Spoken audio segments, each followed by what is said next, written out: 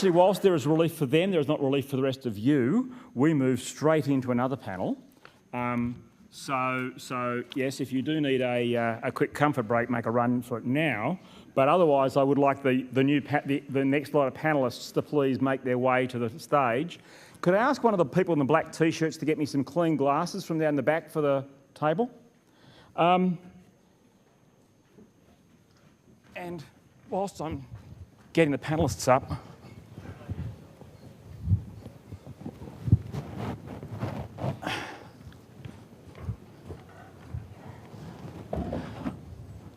just a bit of furniture rearranging rather than me dancing from chair to chair. I'll get an extra one. So look, we've now got another panel which is now the drivers of SME demand. So we're picking up the second piece of the research from this morning. And for those people from Tourism New Zealand who've been listening and tweeting, Ian Yeoman is back, and as we described yesterday, he is the world's only professional futurologist dedicated to specialising in travel and tourism. So I'd recommend you think through tourism questions whilst we're running this panel. So Ian, if you'd like to take the stage.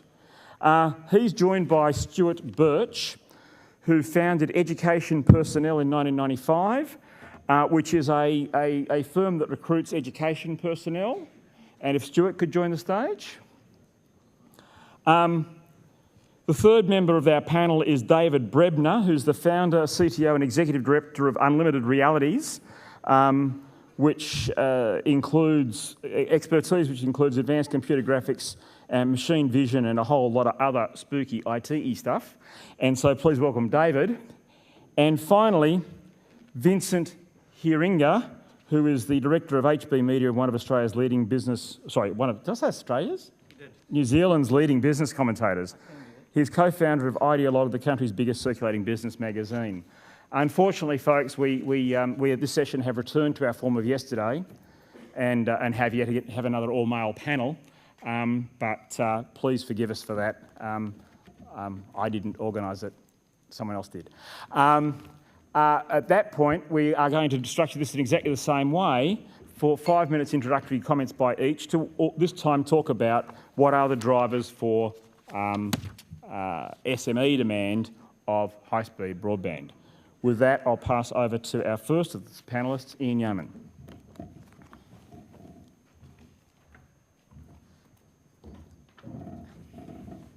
Good afternoon. Just realised we're the panel that's keeping everybody from the pub or from lunch, whatever you prefer. So I'll keep it short. I'm only going to speak for 5 minutes.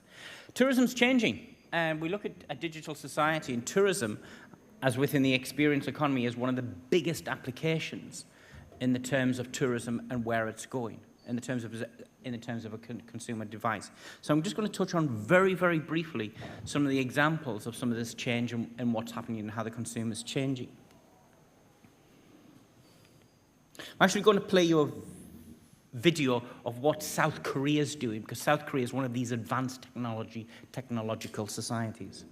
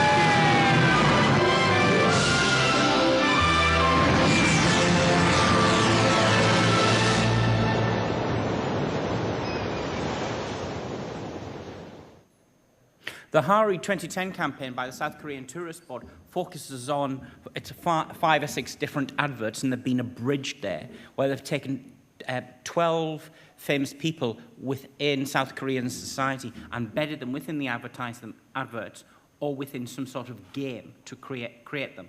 And they've put them on various platforms, whether it's a tablet, whether it's a mobile phone, or whether it's the internet. And it's a way to engage with that type of tourist. So what's the significance of that?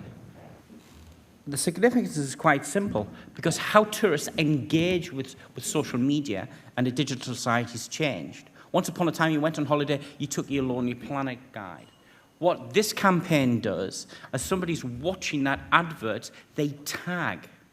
Because the adverts are telling a story, whether it's a bungee jumping off a bridge or whether it's quad biking, you tag something.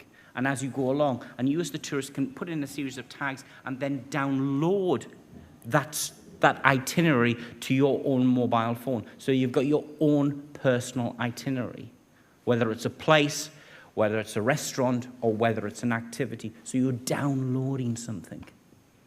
So that's just one example of how tourism's changed and how tourism's engaging with this digital environment. Some facts, some very, very basic facts in the terms of that. Today we live in a culture that's very immediate.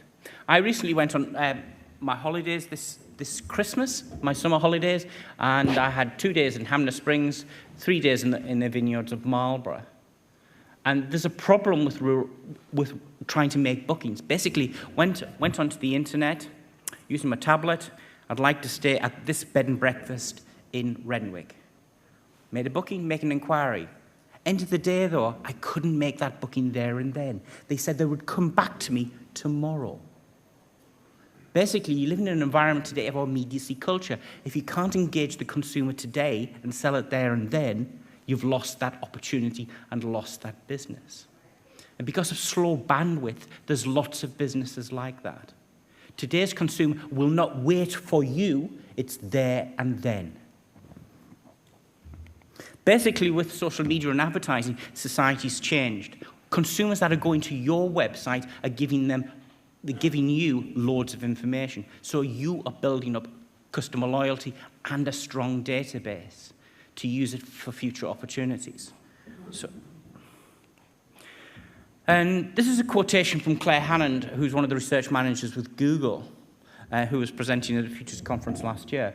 Basically, 30% of hotel bookings to the city of Seoul are on the day of arrival via a mobile channel platform. Just think of that. If South Korea and Seoul is the future, reflect upon what that means today. Basically, with things like augmented reality, the tourist is wandering around Seoul, pointing their mobile phone at a building or a hotel, seeing what the features are like, seeing what the reviews are like, then clicking into Expedia and making a booking there and then. So the distribution channels of how we're engaging and selling our business are changing. Other big thing with social media, it's changed how customers see things. Once upon a time, when I was a student, if you did something wrong, you told 6 of your friends. Today, if you do something wrong, you tell the rest of the world, fundamentally. If you have a crap product in tourism, you just put it on TripAdvisor. And TripAdvisor is one of the first ports of call for tourists in making bookings. 50% of holiday makers in the UK visit TripAdvisor. And a bad review on TripAdvisor is a negative thing. Basically, it affects about 11% of people. They say, I'm not going to do that. So social media and the internet and content has changed things. Today, when you go on holiday, you can visit the destination before you actually arrive. You can test what the content is. You can talk to other people. That's it. Thank you very much.